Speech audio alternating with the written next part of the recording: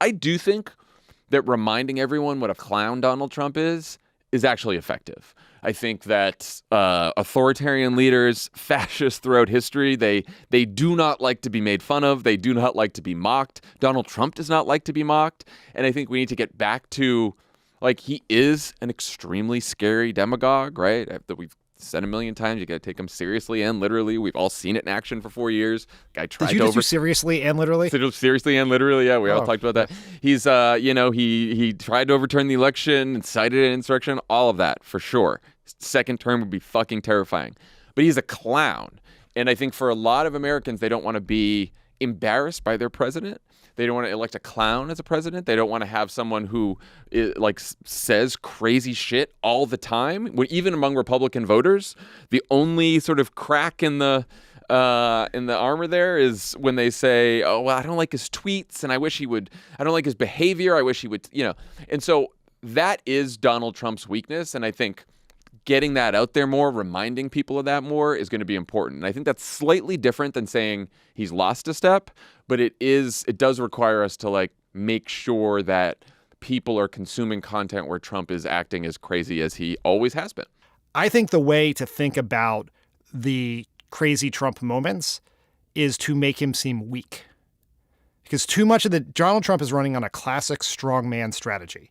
And too much of our messaging reinforces that element of him. He's an authoritarian. He's going to overturn the election. That all makes him seem powerful. In fact, in some ways, the indictments have made him seem more powerful. Not so much if he is marched out of a courtroom in an orange jumpsuit. That will not make him seem powerful. No, that does not. But the fact that, the narrative that all of these government agencies, the deep state, everyone is coming after him is something he has turned into an evidence of his strength. Our messaging needs to be about evidence of his weakness. And that's what I think some of the moments that are currently being put through this cognitive decline framework can be used for, right? Is that this guy, he is a clown. He is not serious. You can't be strong if you're a joke, I think is the important thing here. And just calling it, we have to show his weakness, and not tell people he's weak because people aren't going to be primed to think he's weak.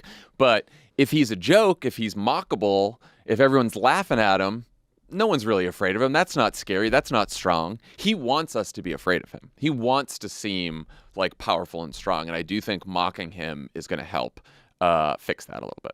Do you remember the ad the Biden campaign ran in early 2020 with the footage of all the world leaders laughing about Trump from some sort of G20 or something like that? Yeah. And people, I think a lot of us said that this was a great ad. And a lot of people were like, no one cares about foreign policy. People hate other countries.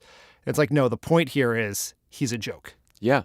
Right? And a joke cannot be a strongman who can protect you from chaos in the world. This is former Obama speechwriter Jon Favreau and communications director Dan Pfeiffer during a recent episode of Pod Save America, laying out perfectly the formula that we should be using to fight Donald Trump. Because remember, Trump's strength is derived from the fact that he views himself as a strongman. He doesn't like to be made fun of, he doesn't like to be mocked, he's not in on the joke, and he doesn't know how to laugh at himself. And that's because A, he's a narcissist, but B, more importantly, being mocked undermines the one thing that he believes makes him powerful, which is, again, the illusion of strength. That wars don't start while he's in office, that terror attacks don't occur while he's in office, that crime goes down while he's in office, because he's so tough and no one would dare test him. And of course, all of those things are abject lies, but he knows that if he says it regardless, his supporters will believe it. And so the onus is on us to pierce that illusion, that branding, by exposing who Donald Trump actually is. And it is anything but a strongman.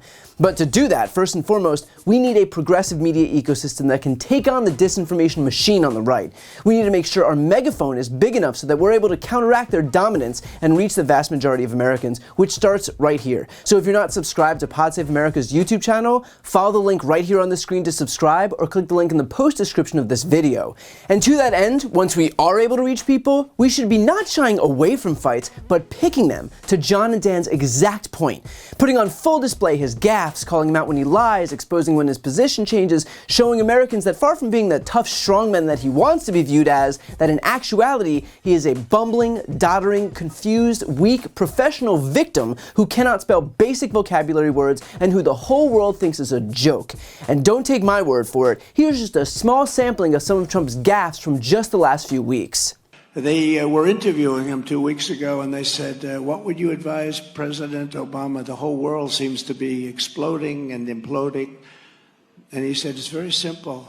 He should immediately resign, and they should replace him with President Trump. As you know, crooked Joe Biden and the radical left thugs who have weaponized law enforcement to arrest their leading political opponent, and leading by a lot, including Obama. I'll tell you what, you take a look at Obama and take a look at some of the things that he's done. This is the same thing. The country was very divided. And we did with Obama. We won an election that everyone said couldn't be won. Brian, it's all coming through Iran, and Obama he doesn't want to talk about it. He doesn't even mention them in his statements. It's all coming through Iran. Well, you mean President Biden? You know, I was very honored as a man. Viktor Orban, anyone ever hear of him? He's probably like one of the strongest leaders anywhere in the world. And he's the leader of, right? He's the leader of Turkey, fronts on both Russia.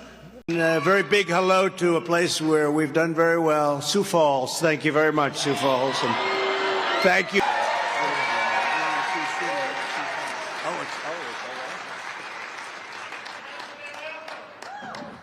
So, Sioux City, let me ask you, I'm for us. You know how you spell us, right? You spell us, U.S. I just picked that up. Has anyone ever thought of that before? I just picked that up. A couple of days I'm reading, and it said us. And I said, you know, if you think about it, us equals U.S., isn't it? We have a man who is totally corrupt and the worst president in the history of our country, who is cognitively impaired, in no condition to lead, and is now in charge of dealing with Russia and possible nuclear war. Just think of it. We would be in World War II very quickly. So if you mean to tell me that that guy is competent or strong or qualified, the guy who doesn't know who the president is, who doesn't know that World War II already happened, who doesn't know that Jeb Bush was never president, then you and I have very, very different definitions of strength. And by the way, I know that the prevailing wisdom immediately after the 2020 election was that we need to stop talking about Trump, that he benefited so much from the wall-to-wall coverage that he was afforded in 2016, and that the media needs to learn its lesson. Here's the counterpoint to that. Because we have such a short memory in this country, Americans are beginning to forget the chaos that came with the Trump presidency, and the utter exhaustion that ultimately led to his ouster from office. And don't think for a second that he's not banking on that short memory to propel him back into the White House in 2024. So while I absolutely understand and appreciate the virtues behind depriving Trump of the oxygen that he needs when he last left office, I think there's some value to making sure that people remember just how unqualified, just how incompetent, and just how weak this guy really is. Before you go, I need some help. Please subscribe to the channel and do your part to help grow the progressive media ecosystem. I don't do sponsorships or paid ads, I won't ask for money, but just subscribing to this channel goes a really long way, and it helps get the message out to more people. The subscribe button is right here on this screen. You can also subscribe to my Spanish language channel, which I made to reach those crucial Spanish-speaking voters. That link is on the screen too. And finally, if you want to listen to my audio podcast, you can follow that link as well. Thanks so much for watching.